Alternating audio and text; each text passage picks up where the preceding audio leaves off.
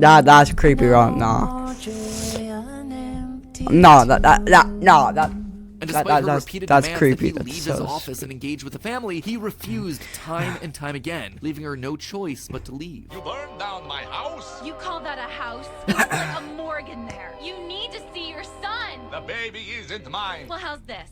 I'm keeping the diamond ring. And through it all, there was one lingering feeling. William wasn't done. He had gotten a taste of what it felt like to be unleashed, what it felt like to be free. Charlie's murder had unlocked something in him, and he wanted more. Oh. This is your garbage trash browser, and this is Opera GX.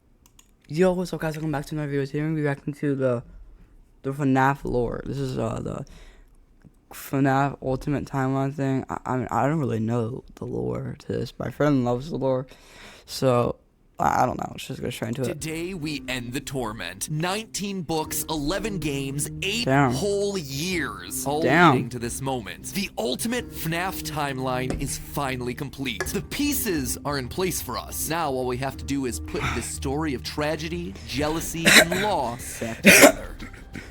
Sir. Hello, Yes, sir. Internet! Welcome to Game Theory, the show that feels like a kid revealing the class project that he's been working on all year. Except here, it's the class project that I've been working on for the past decade of my life. This one is big, my friends, and I gotta admit, kinda nervous. I haven't attempted a timeline video on this franchise since 2018. Back in the days when Mike was the crying child, Afton coming back was actually a surprise, and Fazgoo wasn't a phrase I'd ever thought I'd have to utter. But since the last time I did something like this, we've had 3 more massive games, a death and revival of the FNAF movie, and more robot kids than you can shake a staff bot at. It's exhausting trying to keep track of this whole franchise, which honestly is why I'm here today. The lore at this point is complicated. It is full of speculation and theory, so to hopefully make it a little easier for everyone and to give us all a baseline to talk about this franchise moving forward into the future, it's time to reveal my current working FNAF timeline. Yeah, Mom. But just before I do, I just want to explain a couple of things. First, this timeline is massive. Seriously, it is huge. This thing towers over any video project we have ever done on the channel. But when you look at the totality of this franchise, the story of FNAF really boils down to the story of one man, William Afton. His successes, his failures, his rise to becoming co-owner of one of the most successful restaurant franchises in the world, and his eventual fall to the monsters he had to create, only to then be reborn in a new digital form later. That's why I've decided to split this timeline into 3 main chunks. The foundation of Freddy's, how the business started and how it came into being, the Afton era, William's decades-long murder spree, and post-Purple Guy. Basically modern FNAF, everything that happens after the Pizzeria Simulator fire. And because there are lots of new big revelations in this thing that seemingly come out of nowhere, as well as just points I want to talk about further, I decided to dedicate 1 episode to each chunk. I originally wanted it to be one seamless, continuous video, but it just felt incomplete without some sort of explanation at the end of each one. Once this whole thing's done, I promise I'm gonna merge all the narrative bits into one massive video so you can just skip my explanations. But for now, this just felt like the best, most satisfying, most complete way to do this. That being said, this is still about the story, the broad strokes of the franchise. So in order to make sure that you guys know that I'm not just pulling answers out of thin air, not only am I discussing some of the more controversial bits at the end of each chunk, we're also putting in a handy little graphic in the bottom left-hand corner of the screen, which will show thumbnails, video titles, books, and any other citations that we need throughout the video. So if you wish to understand that specific statement in more detail, you know exactly where we've taken it from. That way you can look into those details for yourself. So sit back, grab some popcorn, or your pitchforks if you're the type to get upset when I say something controversial, and make sure that you subscribe, since this is going to be a video that you're going to want to come back to a few times in order to fully dissect. Without any more waiting, I present to you the story of a loving, obsessive father who slowly descended into madness, and along the way, discovered the secret to eternal life. Will Afton.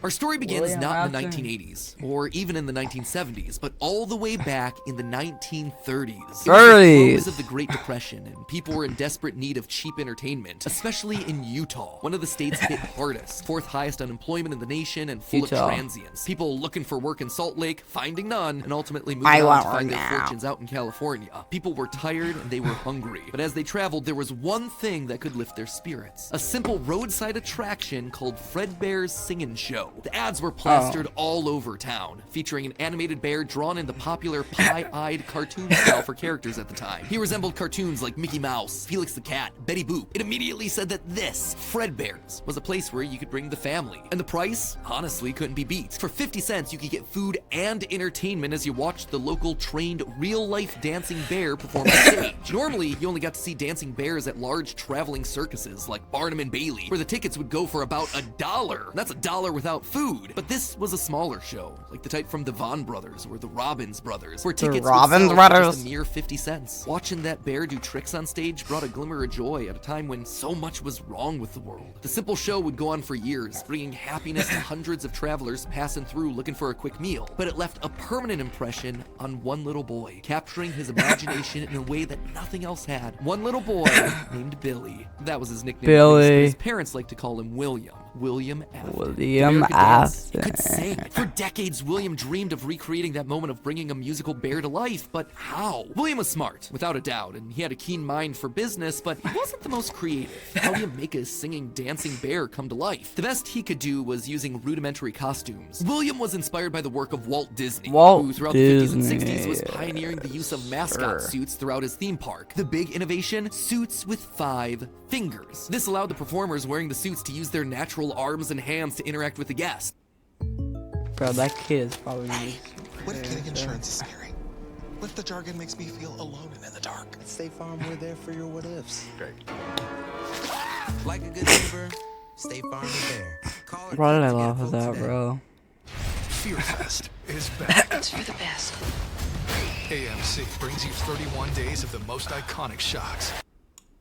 As opposed to the older models where the arms would just hang limply by their sides. Finally, with a simple mascot suit, he would be able to realize his childhood dream. He would be able to bring Fredbear to life. To appeal to the kids, and for copyright reasons, he changed Fredbear from a realistic brown animal to a cartoonish yellow bear with a purple hat and bow tie. But feeling like one character wasn't enough, he added another friend, a yellow rabbit with a purple vest and matching tie named Bonnie the Bunny. While Fredbear was certainly his first love, Bonnie was extra special because that was his. It was an original character that he had created from scratch. And I do mean scratch. William's hand-sewn costumes were rough, with seams and stitches visibly showing, but it was the best that he could do. And you know what? It was just enough. Bonnie and Fredbear would perform on stage to small but enthusiastic crowds. Finally, he was able to deliver fantasy and fun to all the kids, delighting and inspiring them in the exact way that he had been delighted and inspired so many years ago. And things could have ended there. That could have been the end to his story. It could have been perfect had it not been for one thing. Other people saw the success of his idea and they wanted in. Enter Chica's Party World, a rival restaurant starring performing animal characters. His idea, except they did it better. William may have been the first, but obviously he wasn't the best. It hurt the prideful William Afton to admit it, but this restaurant was able to do the thing that he always wanted to do: make the animals actually come to life. All of the performers in this restaurant were robots, simple metal skeletons that were powered by battery packs, but all of them able to freely turn and talk and dance on their own, no human required. It was like magic, magic that came from the mind of a brilliant creator named Henry Emily. This Henry, in some small way, had been able to harness the power of life itself. Afton admired him. He was jealous, to be sure, but he also looked upon this man with awe. Off to one side of Chica's Party World was a small cabaret stage featuring an elephant magician. On the other, a hippo known to ramble on and on. That one was more of a joke for the parents, but it was the main stage that was for the kids. A rocking band of characters featuring a yellow chicken thing with a southern drawl named Chica, backed by a band of other country-themed characters, including a pig with a banjo, an upbeat frog from the local swimming hole, and a brown bear with a heavy southern accent. Wait,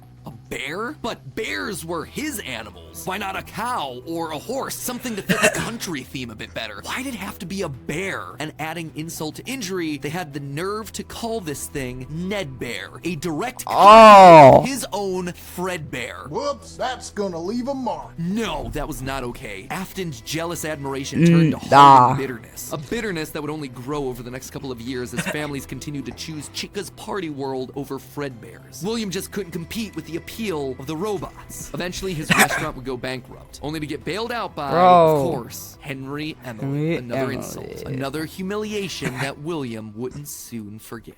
1979. Despite being bitter, Afton couldn't deny that what came next was a period of massive success and expansion. With the two franchises now merged into one, it was the best of both worlds. Afton's ideas with Henry's robotic expertise. The two men decided to launch under a new name, Fredbear's Family Diner, a pizza chain that would eventually come to feature a mix of humans in performing suits as well as on-stage animatronics. They decided to stick with Fredbear as the headliner, considering the yellow bear was easily identifiable as a brand and because he was the original performing animal mascot. Afton appreciated that. This new restaurant would also see a mix of characters as the two franchises merged into one, with Pig Patch and Happy Frog performing right alongside Fredbear and Bonnie. And as part of this one big Fredbear family, they even got themselves official merch that were released, ranging from masks to magnets. The crappy Mr. Hippo fridge magnet?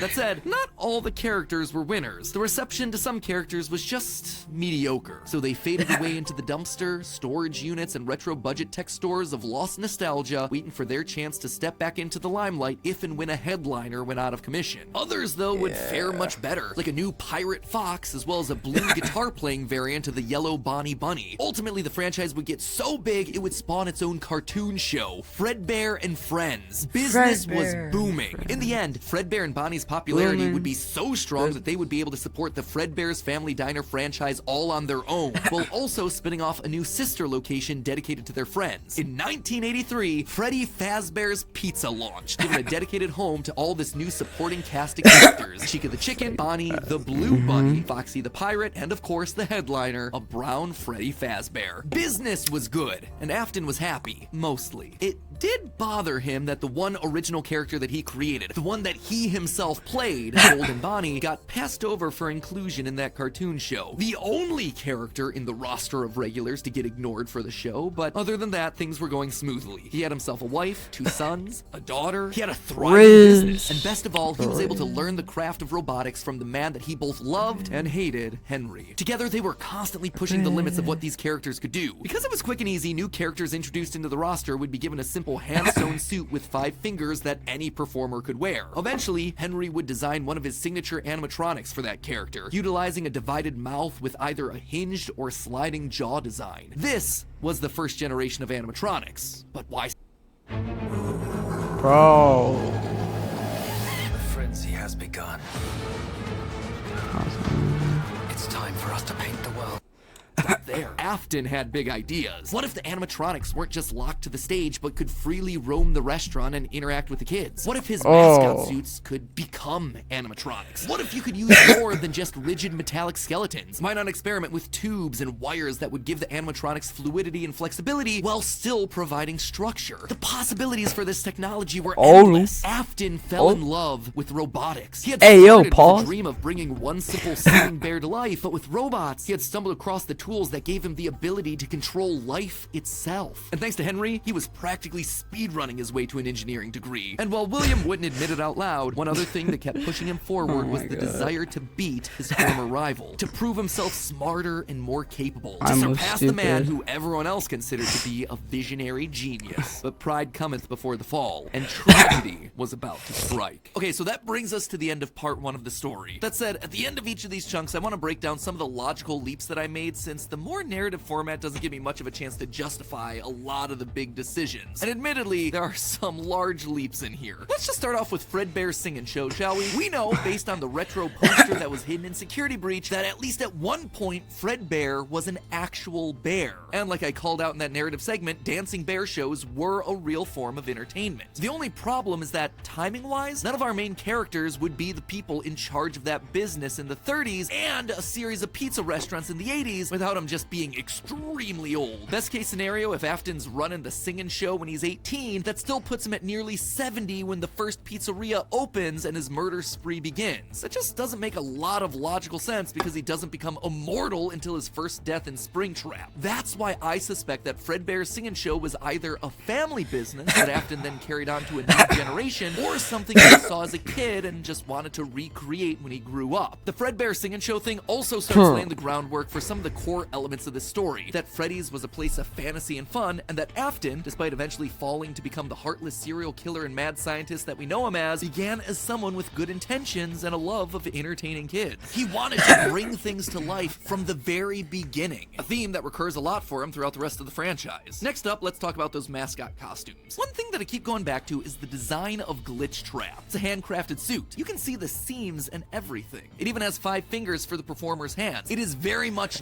not a Springtrap suit. This is something much more rudimentary. It came at a time before animatronics were a part of the story. That's why I suspect that it was actually the first, predating literally everything. It's also a suit that is very personal to Afton. He put his digital consciousness in that form. It's his personal avatar. It's the way that he sees himself. There's also a whole separate discussion to be had here about the habits and rituals of serial killers. So the fact that he's choosing to lure kids and kill them in this particular suit actually says a lot about his emotional attachment to it. So while Fredbear seems to have started as someone else's creation, Golden Bonnie was uniquely Williams, giving him a personal connection. And that's not all. In this whole franchise, only one set of characters have themselves 5 fingers, the Nightmares. Even Golden Freddy, Fredbear, was a 5-fingered wearable suit at one point in the story, as we see in this shot from the graphic novel, before he, like everyone else, was turned into an animatronic. This seems to imply that all of the main characters had similar wearable mascot outfits at least at one point in time, and that whoever is having the FNAF 4 nightmares, if they even are nightmares, something that we'll touch on in part 2, saw those mascot suits specifically. Lastly, we have to talk about the elephant in the room. The literal elephant, Orville Elephant, as well as the rest of the mediocre melodies. For a while now, I've suspected that the mediocre melodies played a much more important role in the story than just being a bunch more animatronics to fill out the roster. Especially Ned Bear, which is just so suspiciously close to Fred Bear. And yet, there are 2 key details that we're gonna have to justify with any mediocre melodies mention. One, they're very rudimentary with external battery packs, implying that they come very early in the timeline. And 2, we know that at minimum, Mr. Hippo does eventually become an official member of the extended Freddyverse. But if these things are supposed to be cheap, generic rip-offs, why would you be trying to rip off yourself? You wouldn't. You would be stealing someone else's ideas. So if Afton created Fredbear, there would have to be some rival franchise. The only other person who would likely be ripping him off? Henry. We've talked extensively about how the mediocre melodies are clearly Henry's design aesthetic, so it just has to be him. I don't think Henry's doing this maliciously. He doesn't strike me as the type. He was likely building the robots at the orders of someone else that was running a rival restaurant franchise. But that's enough motivation to start Afton down a path of jealous rivalry, but also begrudging admiration. As the Freddy Files Ultimate Edition says, it's important to revisit the beginning of Henry and William's relationship, so here you go. I think this is where it begins. Also, this is future Matt Pat here coming back to add this one in. Seems like the recently released character encyclopedia has backed up all of this speculation. I've had this timeline written for about a month now, but I've also been holding off a bit to see what wrenches this character encyclopedia might throw into it. And on this particular point, I gotta say, it seems like we might actually have nailed it. They actively call out the suspicious similarities to the main Fredbear crew. Quote from one of the pages: Ned Bear looks like an imitation, altered just enough to avoid copyright issues. I don't know about you, but that seems to imply that we were right on the money. Knowing all of this, at one point, the franchises had to have merged. That's really let's go, Matt Pat. Let's go. Let's go. Franchises part of the Fazbear crew. This also mirrors a lot of what happened in the real-life history of Chuck E. Cheese, with 2 rival restaurants, each with their own casts of characters, merging to become one unified brand. Again, we've gone into that in detail with other videos, just wanted to remind you all of that here. But why would I call out the rival restaurant as being named Chica's Party World? Few things, actually. First, we know for a fact that a location named Chica's Party World exists. It is mentioned in the source code teasing sister location, so it is out there somewhere and doesn't fit cleanly anywhere. Second, in the story of the Puppet Carver, Chica is very explicitly looped in with the book versions of Pig Patch and Ned Bear, implying that she started as a mediocre melody. Thirdly, her design just fits better with the theme of down-home country animals with southern accents playing the banjo and eating with bibs. Her being the headliner of the show with her name on the restaurant, it would make sense then that when the restaurants merged, she was the one that was added to the main cast of characters while all the other mediocres faded away. It's also why when Freddy's closes after William's killing spree, she's the one to branch back off into her old franchise and is therefore missing in sister location, a detail that's bothered me for years at this point. It might also explain why William decided to stuff his first dead kid into Chica. That one was Henry's creation, not his. Is all of this a big leap? Yeah. Is it connecting a lot of dots that are very spread out across the franchise that I've been holding on in the back of my mind for years? Absolutely. But I think it makes sense. It also serves as a clean answer to a lot of the random threads that Scott's been leaving dangling for years. So with With all of that in mind, my friends, we can close the book on the foundation of Freddy's. And don't worry, next week I'll be back to give you arguably one of the most confusing parts of this entire timeline situation, Part 2, the Afton era. I promise, it will actually be next week this time. No more waiting around. I am just as eager to get this one out the door as you are to watch it. I promise. You know what else I promise? I promise that we'll actually get to talking about the games. I would have liked to have talked about them in this episode, but there just isn't that much in the games that helps us depict anything pre-Family Diner. Although, let's be honest, this franchise has never been just about the games anyway. Even back in the early days of FNAF, we were decoding images and source code that Scott fed us through the website. The modern day books and the clues that we get from those things are just modern extensions of that. All of it is crucial to understanding this franchise and its lore. Unless, of course, Steel Wool finally gets around to making that Fredbear's Family Diner game they want to make so badly. I've always would love to do is get kind of back to, I have no clue if we'll ever be able to do this, but getting back to kind of like the origin of like Fazbear Entertainment, or the origin of Freddy Fazbear. But in the meantime, while we wait for that inevitably cryptic game, this start to the timeline helps to fill in some of those gaps. I'm excited to share part 2 with you next week. If you haven't subscribed and rang the bell, make sure you do it now so you're notified when that part drops. I cannot wait to see your thoughts down in the comments below. And as always, I remind you, it's all just a theory. A game theory! Theory! Inspector. As far as you know, yeah. Then inspect. Game Theory. Hello, Internet. Welcome to Game Theory, and officially page 7 of the FNAF timeline script. Last time I covered the origins of Freddy. We talked about William Afton's childhood dream process of making a singing bird come to life, and the infuriating moment that his dream is copied by a rival restaurant franchise looking to steal away his success. The merger of the two franchises results in William meeting Henry, a brilliant designer with a knack for robotics. Working together, they make Fredbear's flourish, starring popular Saturday morning cartoon shows, toy lines, and spin-off restaurants under the Fazbear name. When last we left him, Afton was thriving. The world of robotics opening his eyes to new and exciting ways of bringing characters to life. Bringing things to life, yeah, that was his core driving force, his passion. And it was this very passion that would mutate, twist, and morph from here on out in the story. Because in life, there is inevitably death. Something that Afton would become intimately familiar with. But before Afton acquaints himself with death, I want you to take some time to acquaint yourself with our newest channel. Guys, this is a huge moment for us theorists. For the last decade, we've had this 4-player controller icon, and now we finally fill in the final missing piece. Get ready for the rollout of our newest theorist channel. Drumroll, please.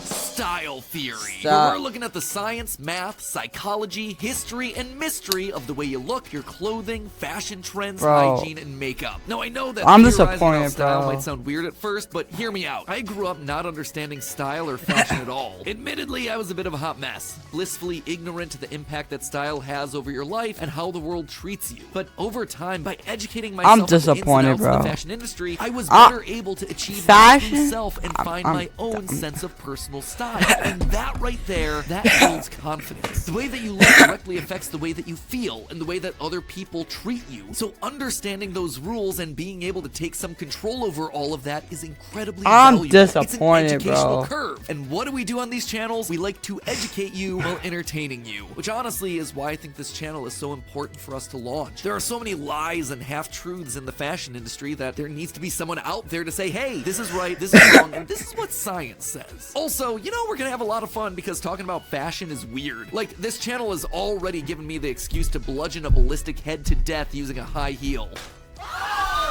It's also the channel where we're gonna physically be testing the viability of female armor, or how many t-shirts it takes to stop a bullet. There's also practical everyday stuff too on this channel. Do school uniforms actually benefit the students? Does it make a difference whether or not you wash your legs in the shower? That's the sort of stuff that you can find on this new channel. In fact, there are 5 new episodes that you can check out right after you finish this beast of an upload. I personally recommend starting with the Killer Heel episode, because this episode's all about the birth of a killer. And while you're over there, consider subscribing. It'll do all of us over here a huge favor, because if we manage to get 1 million subscribers by the end of the month, it'll put us as a top fashion channel here on YouTube. Show the world that looking smart can be even better than looking cool. So go ahead, enjoy your all-day theory marathon. And now with our logo complete, it's time to complete our other massive ongoing project, this timeline. Onward to part 2, where things are about to get dark in a hurry.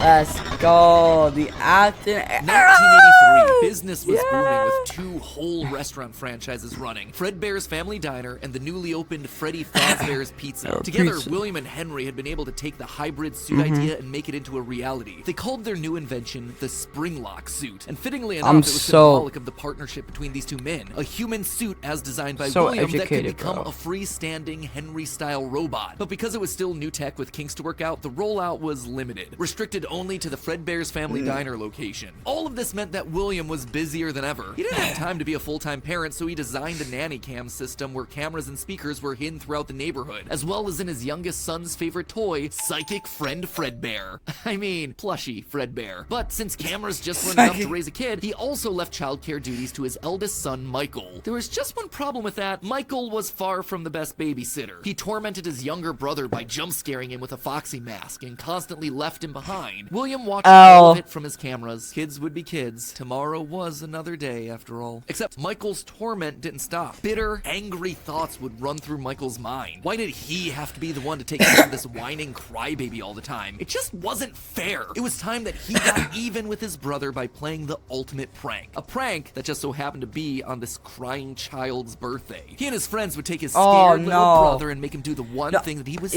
I know what this is. I know what this is. Animatronics. That would be embarrassing for the kid that was such an embarrassment to him.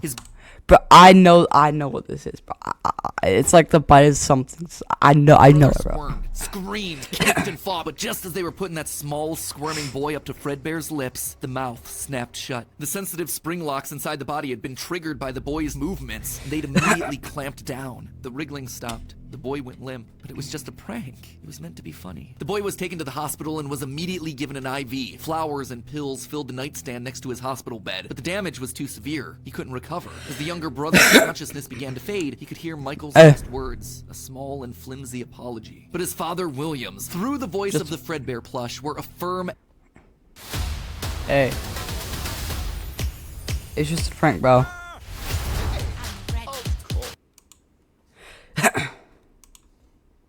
and committed promise to a dying son. You're broken. I will put you back together. This would not be the end. No matter what, William's son would live again. It would just take time. Time that, right now, he just didn't have. His young son's heart flatlined as the boy faded into the inky unknown of the afterlife. In the aftermath of the tragedy, changes started happening around the restaurants. Kids were now required to wear security wristbands to prevent anyone from getting outside without parental permission. Any kid who approached the exit without permission would have to answer to the security puppet, a marionette on strings that could fly around on rails across the restaurant to stop kids in their tracks. It was William's idea, inspired by Michael constantly leaving the restaurant without his brother. In the wake of Fredbear's spring lock failure, all the hybrid suits were getting retired, locked away at the nearby Freddy Fazbear location. It was yet another tough pill to swallow after all the hard work that he and Henry had put into them. William would eventually bury the boy's small body in a remote location out in the woods right alongside his drive into and out of work every day. The death of this little boy sent the family spiraling. His wife, crippled with grief, was so distraught that all she could do was sit and watch TV. But his son Michael was far worse, complaining of seeing hallucinations of a golden bear standing outside of his window. The boy was so racked with guilt that he was convinced that he was being haunted by the ghost of his brother stuck inside the suit that took his life. The suit's three-toed feet digging into the wet earth. The words, "It's me," ringing through Michael's ears. Some nights, Michael would even go so far as to break out of his room to check the gravesite and ensure that his brother was still there. As for William himself, he disappeared into his work and his drinks. Junior's, the local bar, wasn't far from his son's gravesite. He found himself there more and more frequently, spending longer and longer amounts of time there. The bar gave him a place to think, to remember,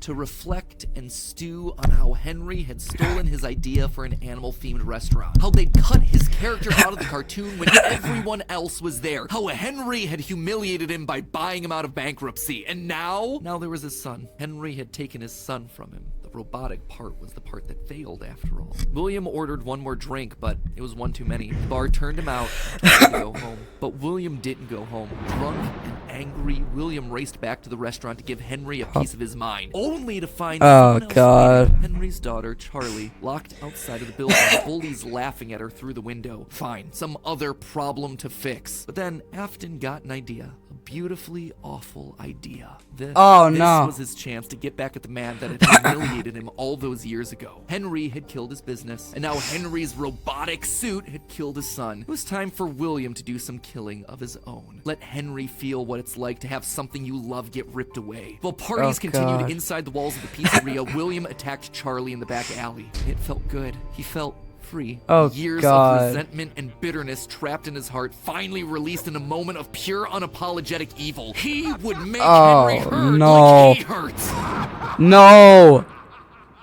And in that moment, William became a killer. He dropped Charlie's lifeless body and drove home, forced to confront his family problems later that night, appalled, but also a little excited by what he had just done. Charlie's would remain on the books as a random act of violence. And though Henry had suspicions about William, there was no physical evidence, nothing that could link him back to the crime. In the weeks that followed, Fredbear's family diner would close for good. 2 high-profile deaths around the restaurant with 2 grieving owners in such a short period of time was just too much bad press to handle. Besides, Freddy Fazbear's was still open, and it was the newer restaurant anyway. All the equipment from the diner, including the old yellow suits and security puppet, would get retired to that location, and there they would sit for 2 uneventful years. The rest of 1983 and 1984 were spent quietly grieving. Freddy Fazbear's Pizza and the new cast of characters were a hit. Tragic memories of their yellow predecessors quickly faded. Afton kept a low profile and buried himself in work and research, quickly reaching Henry's level of engineering and even surpassing him. And while Henry slowed down to breathe, Afton kept going, even starting his own company, Afton Robotics, for all those pet projects that were a little bit too experimental for the regular operations of the pizzeria. The first of these experimental projects was a secret workshop under his house, a veritable bunker, which allowed him to work while still monitoring his kids via hidden security cameras. 1983. A passcode that served as a constant reminder of why the cameras were so important, why he was down there in the first place. This was all to fulfill the promise that he had made to his son, right? I will put you back together. This was for him. All for him, right? But cameras weren't enough. He needed to solve the runaway Michael problem. He had to keep him in the house. He couldn't have another one of his kids wind up dead inside of an animatronic suit. So why not run a little experiment on Michael? You see, all this work with Henry had gotten Afton to start learning more about life, robots, the human mind, and what a fallible machine we as humans were. Our reality is so easy to manipulate with a few sensory deceptions. Deceptions like sound. With just a few sounds, he had discovered that he could alter a person's vision. He could transform blank, smooth plastic robots into lumbering, twisted nightmares. Nightmares far scarier than he could create with actual materials. They would appear organic, rotting, putrid, terrifying. Bro, this is so confusing, bro. What, bro? Like, These would be his means of keeping his son Michael in the house where he belonged. Was it extreme? Maybe. But then again, this was the boy who had killed his son. He would make him sorry. So Michael would grow up not only dealing with the memories of his own guilt, the hospital room, the pills, the flowers, the death of his brother, but also facing literal nightmares, illusions created by sound. Michael would never forget these either. Years later, as a security guard, he would still draw pictures of them inside of his logbook. But all of these extra projects meant that his home life suffered even more. He was an absent father and a non-existent husband, leaving his wife cold and alone. Why do you hide inside your walls when that's creepy. That's creepy. That's creepy. That's creepy, right? Nah. No, that. And despite her repeated demands that he leave his office and engage with the family, he refused time and time again, leaving her no choice but to leave. You burned down my house? You call that a house? There's like a morgue in there. You need to see your son. The baby isn't mine. Well, how's this?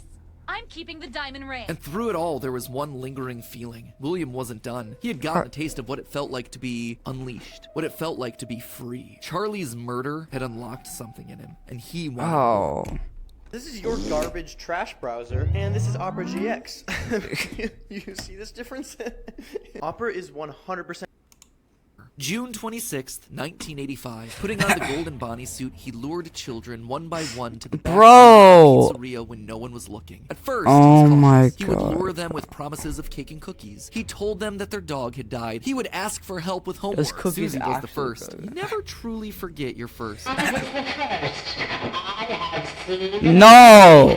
But where to hide the bodies? He couldn't sneak out. Someone would see him. He had to hide them in a place where they'd never be found and where they'd never leave the building. They had to be stuffed inside of the suits. Oh. Those things anyway, except for him. And so Susie would go into Chica. Fritz, Jeremy, and Gabriel would come next, but it was easy. Fritz? Too easy. And with each little life he snuffed out, his life. Nah, bro. I mean, if your name is Fritz, like, it's coming for you, bro. That's just a bad name, bro. Fritz, like, no one likes you, Fritz. Okay, yeah. I mean, if my name was Fritz, I would see it coming because that's just a horrible name, bro. It's so bad. Eyes got bigger. Their house was burning. They're just being kidnapped. Until the last one where all pretense was off. He let himself get violent. Too violent. I'll just wait for him after school. Throw a bag over his head. Hit him with a shovel. And drag him into the back of my car. The body of Cassidy was far more bloody and broken than any of the others. He'd let himself go too far. That one he shouldn't have killed. With no more active animatronics left, he shoved the body into one suit that remained backstage. The long-forgotten yellow Fredbear. Now broken and discolored with age. Broken, like Cassidy was broken, like his son was broken. Newspapers reported on this disappearance, naming the whole thing the missing children's incident. Police would even charge William with the crimes after finding security footage of the golden mascot suit luring kids to the back, but they couldn't convict him. They had no bodies, and his face had been hidden behind the mascot suit the entire time. What they had was circumstantial at best, and so he walked away a free man. But Henry knew the truth. In these murders, he saw his daughter Charlie all over again. So he threw Afton out of the company and shuttered the doors to the old pizzeria. Henry would keep the franchise quiet for 2 years. This would not happen again. This could not happen again. How could he protect the kids? Finally, he developed a solution. He would implement an even more extreme security system in the form of new animatronics. Toy animatronics, inspired by the toys that they had been selling years ago. But these guys, these were special. They were a new breed of robot with facial recognition abilities. But most importantly, they're all tied into some kind of criminal database, so they can detect a predator a mile away. All the original animatronics, now withered with age, were moved to the new location. With a plan in place, it was time to try once more. The year was 1987, and the new 1987 pizza was making headlines in local newspapers. Headlines that also catch the attention of William Afton. Freddy's was back, and without him, that was his idea, his character. Henry was, yet again, trying to cut him out of the picture. No, as long as these restaurants stayed open, William would always come back. Then he noticed the phone number to apply at the bottom of the article. $100 a week to apply, call. Afton would go back, not as an owner or co-founder. He would go back in the one place that they would least suspect him, a lowly day shift security guard. And there it was, buried in the back of parts and services, mixed in with the old withered animatronics, was the golden rabbit. With the yellow security badge still on his chest, he used his crank to pull open the spring locks. It was time for Bonnie to give an encore performance. Someone used one of the suits.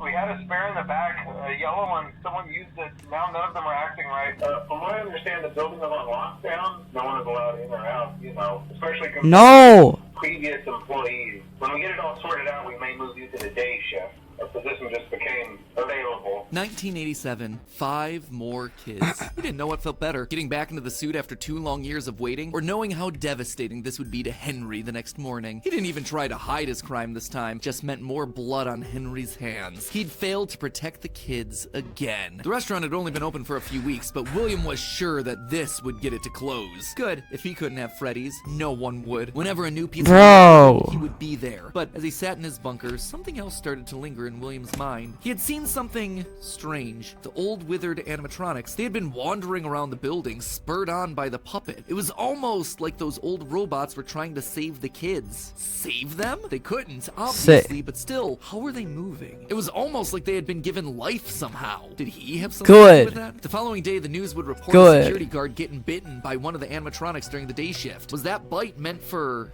him? William's curiosity was stronger now than his bloodlust. He had to learn more, but how? There was no way he'd ever be able to get inside another Freddy's pizzeria. Heck, there was practically no way a Freddy's would ever open again. He needed to create something new, something brand new. He needed to create his own pizzeria. After the massive success, and even more so the unfortunate closing of Freddy Fazbear's Pizza, it was clear that the stage was set, no pun intended, for another contender in children's entertainment. Circus Baby's Pizza World. This would be the place where he could continue his work. No longer just murdering, experimenting. He needed more kids, and he needed them alive. Bro. And knowing that he couldn't show his face on the restaurant floor, he needed a way of remotely capturing his victims and preserving them for his work. With that goal in mind, he designed a new breed of animatronic. Their endoskeletons fluid and flexible. He equipped them with sound lures that could mimic voices. They could isolate children. They could incapacitate and contain them with zero direct input from him. It was brilliant. He was brilliant. Far beyond the simple bars and wires of Henry's designs. And the characters he chose for this were uniquely his. His new roster wasn't going to be tainted by Henry's disgusting barnyard bird. Instead, it was back to his characters, his creations. Freddy, Bonnie, Foxy, as well as two special ones. The first, Ballora, was an homage to the woman who left him. Now she would never leave him again. The second, the titular baby, was designed with his baby in mind. Elizabeth, his youngest child. She would always be Daddy's little girl, the one that listened to him, the one that obeyed, until the day that she didn't. Daddy,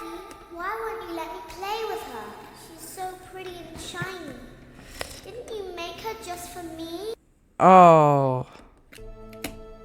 That's what that was, bro. Oh my god.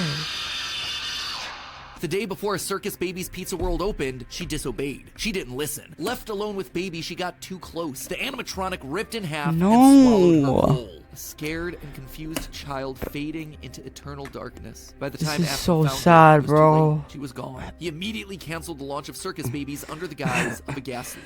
But wait, as he sat there at the foot of the stage, he noticed that something was different. The eye color of the robot had changed. Baby had been built with blue eyes, but now they were emerald green, the same color as Elizabeth's. Was she in there? Could this all be connected to the free-moving animatronics that he had seen at Freddy's? He had to know more. So His sad, mourning bro. turned to excitement. He had to return to where it all started. 1993. Pathetic. This place was pathetic. Henry had clearly tried to reopen one final time with those old original animatronics from so long ago, but Henry's damage to the brand had been permanent. These things stank of death. They hadn't been washed in decades. But even if they had, nothing could wash away the stink of murder that haunted these halls. One night, then another, then another. William repeatedly snuck into the old broken restaurant to lure the living animatronics to him, one by one dismantling them, robbing them of their endoskeletons. The metal had to be the secret. It had to contain the remnants of life itself. But he had to know for sure. Leaping out of a room that was invisible to the animatronics programming, he dragged the oversized robotic skeletons back to his underground workshop, back to where Circus Baby watched on with glowing, curious eyes that somehow felt alive. Not knowing what else to do, William melted the robotic parts down. 5 animatronic endoskeletons reduced down to one silvery puddle of goo. Could he transfer this living metal to his own creations? Bro. He picked up a syringe and filled it with the molten metal and injected the goo into Funtime Freddy's twisted, wiry endoskeleton. And suddenly the coils came to life, like snakes writhing in a pile. What had once been cold, lifeless metal moved and jolted on its own. He'd done it. He had unlocked the secret to What?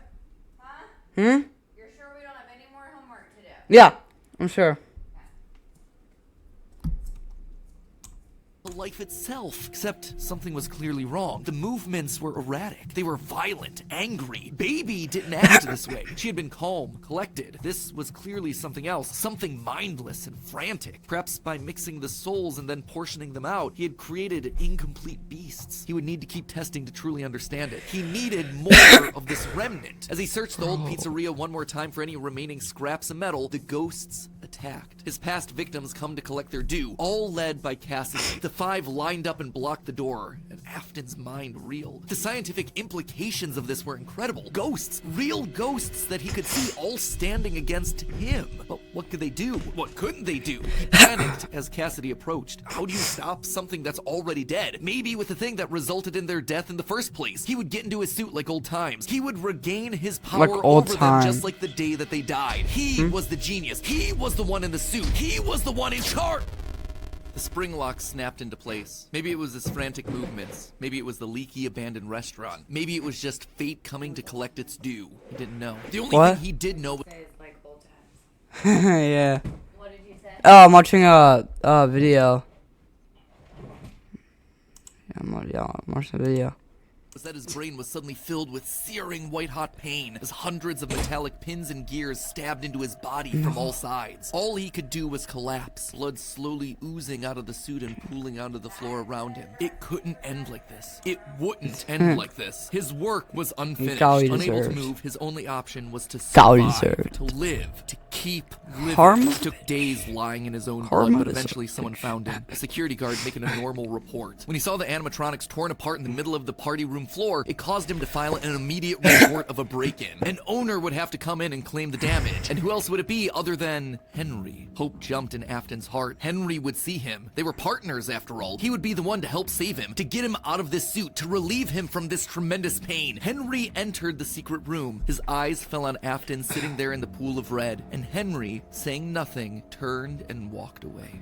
Yeah. Inform all employees that due to budget restrictions, the previously mentioned safe rooms are being sealed at most locations, including that nothing is being taken out beforehand, so if you left anything inside, then it's your own fault. Management also requests that this room not be mentioned to family, friends, or insurance representatives. And so there Afton would sit, hanging on for 30 years, trapped behind the walls with an iron will that refused to die. End of this part. I say this part because it's not officially the end of the Afton era just yet, but this just felt like a really solid stopping point, and the episode has gone on forever. Okay, so most of this is things that we already knew, stuff that's been established and re-established time and time again by the games. That said, there are two things that I absolutely have to address. The first and biggest is the placement of sister location, or more specifically, Elizabeth's death. To me, evidence in game.